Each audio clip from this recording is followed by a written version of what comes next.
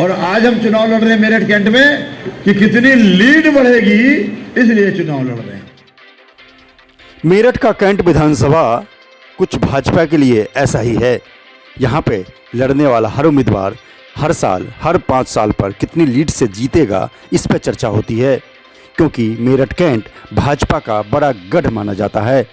ऐसे में अमित अग्रवाल की जीत तो तय है, लेकिन वो कितनी लीड करेंगे, मतलब कितने अंकों से, कितनी संख्या से जीतेंगे, इस पर अब आंकड़ेबाजी का दौर चल रहा है। पहली वार्ता .tv ने संगम पर अमित अग्रवाल से मेरठ को लेकर खास बातचीत की। उनके एक्सक्लूसिव इंटरव्यू में यह जानने की कोशिश की कि आखिर वो जिस तरीके से दूसरे के जीत हार का आकलन करते हैं, तो उन्होंने अपने जीत हार का आकलन किस प्रकार किया है। उनका साफ कहना है कि इस बार उनकी जीत 1.25 लाख से या 1.25 लाख से अधिक से होगी। लेकिन बड़ा सवाल यह है कि जिस प्रकार से 61% वोटिंग हुई है, क्या उस आधार पर 1.25 लाख से जीत होनी सुनिश्चित है या उससे कुछ कम होगा। आइए जानते हैं और देखते हैं संगम से मेरठ कैंट के भाजपा उम्मीदवार अमित अग्रवाल से पहली वार्ता .tv के मैनेजिंग एडिटर विभूति कुमार रस्तोगी से खास बातचीत, और आइए देखें कि वो क्या कहते हैं। रोजाना खबर में आप सभी का फिर से हार्दिक स्वागत है। संगम में हम हैं और लगातार जिस तरह से पक्षी अटखेलियां कर रहे हैं, साइबेरियन पक्षी हैं ये, इसी मौसम में आते हैं। माघ के मेले में ये आकर्षण का केंद्र बिंदु होते हैं।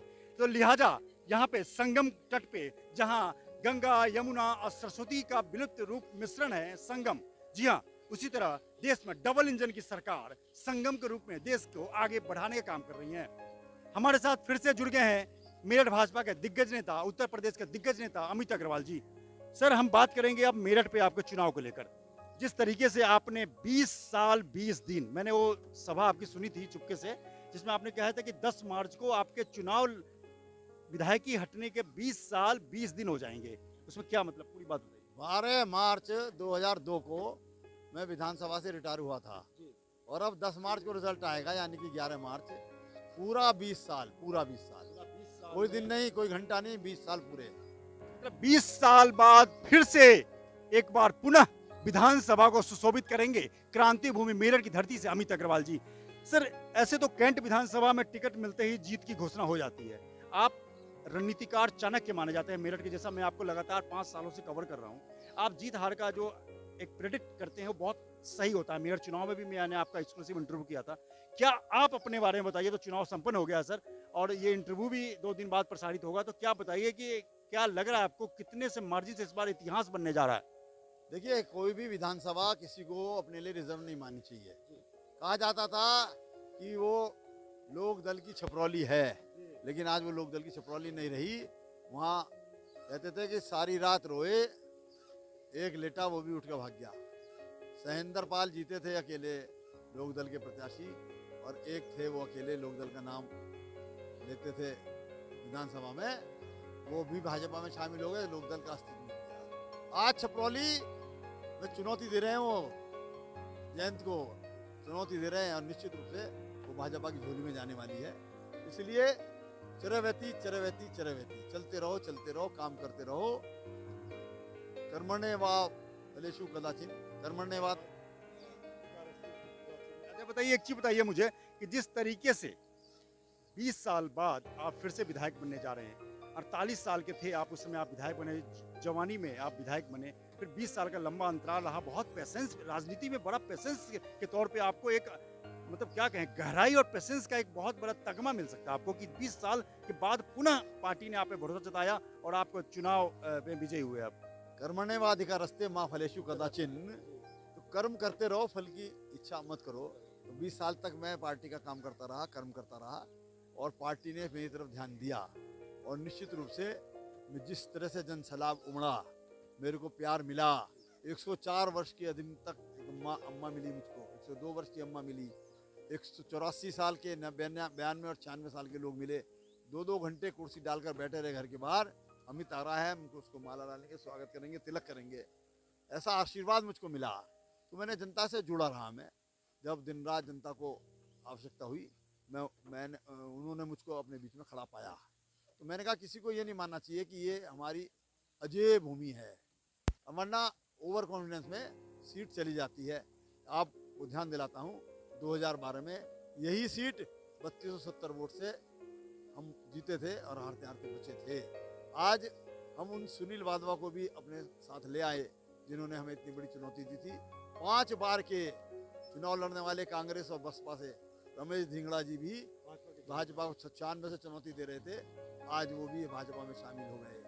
बसपा के ग्रास रूट वर्कर जो उसका स्थानीय नेतृत्व वोट निकालता है क्षेत्र से, वो सब भाजपा में कंगरखेड़ा अब्दुल्लापुर में शामिल हो गए। तो मैं समझता हूँ कि ये एक सहृदयता लोगों के बीच में, चाहे विरोधी भी हो, वो अपना कब बनेगा? जब तक आप उसका काम ना करोगे, उसे काम ना होगे तो वो अपना कैसे बनेगा? बिल्कुल सर, जिस तरह से कैंट विधानसभा को मैं 20 साल से मैं भी ऑब्जर्व कर रहा हूँ, वो एक भाजपा की जीती हुई सीट मानी जाती है जैसा है, और 20 साल से विधायक भी रहे हैं और लगातार 30 साल से, आपको भी जोड़ दिया जाए 30-40 साल से भाजपा गढ़ माना जाता है। आपको टिकट मिलते ही लोगों में एक नई ऊर्जा का संचार हुआ और आपको विकास पुरुष कहा जाता है। आपने छोटे नितिन गडकरी के तौर पे मैंने आपके इंटरव्यू भी किए है कि आपने उस समय 20 साल 25 साल पहले आपने मेरठ के गांव को मुख्य धारा से जोड़ा। उस समय आपने रोड को लेकर इतनी जागरूकता कैसे आई थी? क्योंकि किसी शहर के डेवलपमेंट में, गांव के डेवलपमेंट में रोड की बड़ी भूमिका होती है। देखिए, अजमाए को क्या आजमाना और परखे को क्या परखना।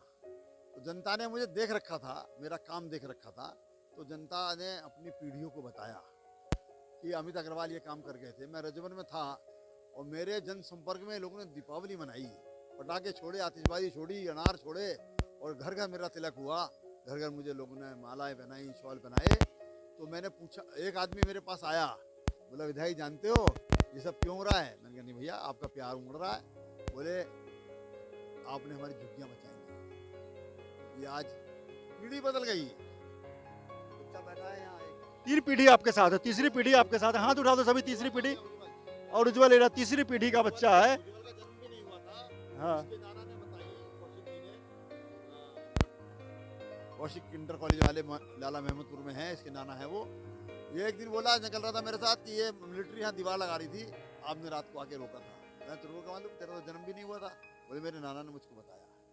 तो पीढ़ी दर पीढ़ी लोग कहानी बता गए विकास की, तो इसलिए तो आपने मेरे को गडकरी लिख दिया, इसी तो लिख दिया।